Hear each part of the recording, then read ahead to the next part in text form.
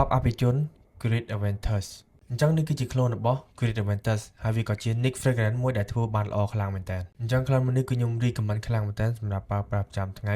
ជាពិសេសប្រើប្រាស់ទៅកម្មវិធីធំៗឬក៏ទៅ special event អីជាដើមគឺថាដឹងតែគេមើលមុខមកនិយាយទៅ clone មួយនេះគឺថាបាញ់ទៅប្លែកគេថ្លៃធ្នូហើយមានអំណាចខ្លាំងមែនតើព្រោះថានៅក្នុង website original វាអាចថា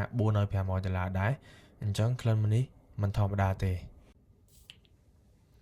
បើនិយាយចំទៅក្លិនវាបើកក្បាលដំបងមកលក្ខណៈស្រស់ស្រាយខ្លាំងមែនទែនបែបលក្ខណៈរៀងឈ្ងុយឈើលាយឡំនឹងក្លិនបែបលក្ខណៈរៀងឈ្ងុយបោះក្រូចសើចហើយនៅក្នុងនោះក៏វាក្លិនបែបរៀងម្នាស់តិចៗដែរនិយាយទៅក្លិនមួយនេះគឺថាឈ្ងុយសាហាវខ្លាំងមែនទែនសម្រាប់ប្រើប្រាស់ប្រចាំថ្ងៃ